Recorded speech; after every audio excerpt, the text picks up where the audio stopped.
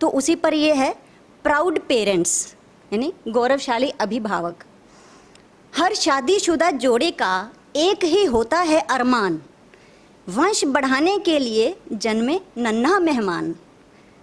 दुनिया चलती ही रहे, इसके लिए भगवान ने तैयार करके विज्ञान ऐसा दिया वरदान, और ऐसी व्यवस्था की कि प्राण में पल जाए प्राण, बड़ा होकर बन जाए वो अपने ही समान। लेकिन सोचने और समझने वाली है ये बात, बच्चा सिर्फ खिलौना नहीं है, रब की वो सौगात। नहीं कोई बहादुरी सिर्फ बच्चे पैदा करना, गौरवशाली माँ बाप बनना हो मकसद अपना। जननी जने तो भक्त जन, जननी जगे जने तो भक्त जन, या दाता या शूर, वरना बांझ ही भली काहे गवाए नूर। तुलसीदास जी ने कही कितनी सुंदर बात, क्योंकि बच्चे तो होते हैं रब की ही सौगात। बच्चा होने से पहले ही करे तैयारी परिवार, घर में सदा बनाकर रखें शांति संतोष और प्यार। बेटा हो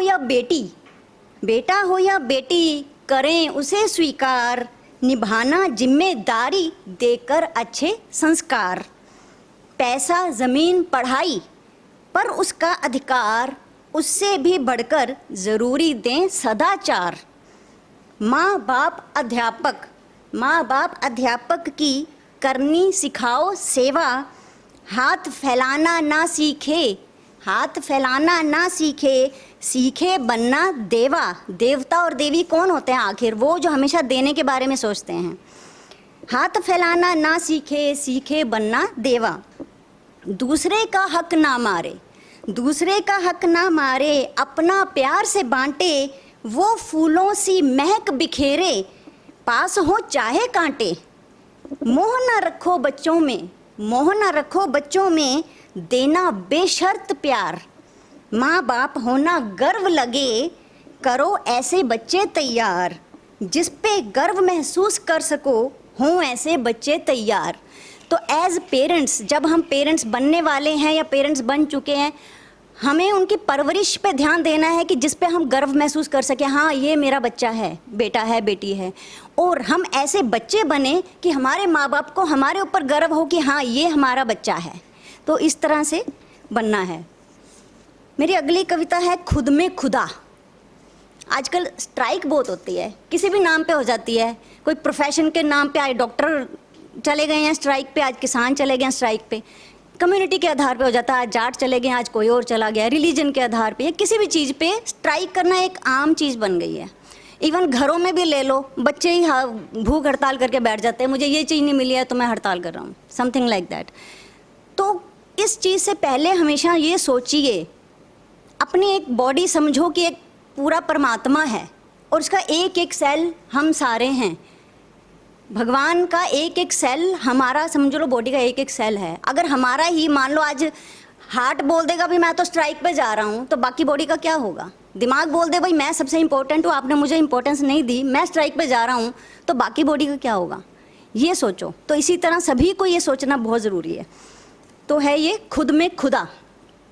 एक भयानक सपने ने मुझको जगा दिया, सारे तन की दर्द की सोच ने डरा दिया।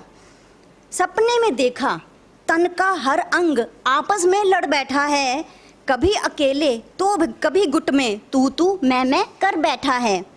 वो ना समझे उनको मिलाकर ही तो मेरा तन है बना, एक भयानक सपने ने मुझको जगा दिया। सबने अपनी अपनी महत्ता को ही ऊंचा जताया, मेरे हाथ ने मेरे चेहरे पे जोर से थप्पड़ लगाया।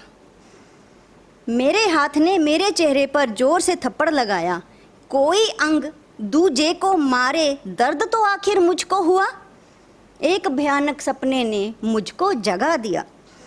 ज्ञानेंद्रियां इकट्ठे मिलकर, ज्ञानेंद्रियां मीन्स जो हमारे सेंस ऑर्गन्स हैं, ज्ञानेंद्रियां इकट्ठे मिलकर हड़ताल पर चले गए। आंखों ने देखने से मना कर दिया, कानों ने सुनने से मना कर दिया, तो देखो आगे, ज्ञानेंद्रियां इकट्ठे मिलकर हड़ताल पर चले गए, बाकी अंग भी शोर मचाकर बंद की धमकी देने लगे। किसे कहूँ तेरी नहीं ज़रूरत, हम कह सकते हैं किसी बॉडी पार्ट को भाई तेरी नहीं ज़रूरत।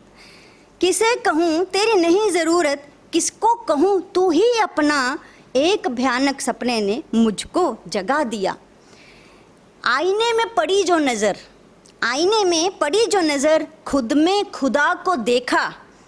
ये तन ब्रह्मांड जैसा लगा, ये तन ब्रह्मांड जैसा लगा, हर अंग कुछ चीज़ जैसा। मिलजुल कर सब प्यार से रहें, मिलजुल कर सब प्यार से रहें, यही तो है खुदा की रज़ा। एक भयानक सपने ने मुझको जगा दिया। सारे तन की दर्द की सोच ने डरा दिया। इस सपने के उदाहरण से, इस सपने के उदाहरण से संसार का सार दिखा दिया। ईश्वर हम सब में बसा है, ईश्वर हम सब में बसा है, सब एक हैं हम सिखा दिया, सब एक हैं हम सिखा दिया। एक छोटा सा मैसेज और देखें, उससे क्या सीख मिलती है। मुझे विचार बहुत आते हैं, अच्छी बात है, पॉजिटिव आते हैं। किसी भी चीज़ को देखकर विचार आ जाता है। इस बार देखो फिर विचार आ गया, चाय पत्ती। हाँ जी, चाय बनाते हुए ये विचार आया।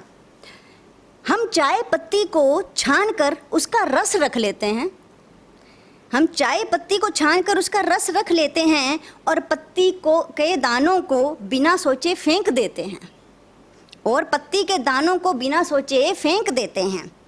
उसका रंग और स्वाद ही है जो हमें ज़रूरी लगता है, हमारी थकान मिटाकर एक नई ऊर्जा भरता है। बस इसी तरह से हर इंसान चाय पत्ती जैसा है, कमियां उसकी दाने जैसी, खूबियां रस के जैसा है। उसकी खूबियां छान के देखो और अपने में डालो, उसकी खूबियां छान के देखो और अपने में डालो। कमियों को क्यों सोचना, उसको कूड़ेदान में डालो। अगर हम ऐसा करेंगे शायद हमें किसी से कोई शिकायत नहीं रहेगी और हमेशा खुश रहेंगे। तो प्यार करो और प्यार बांटो। Thank you.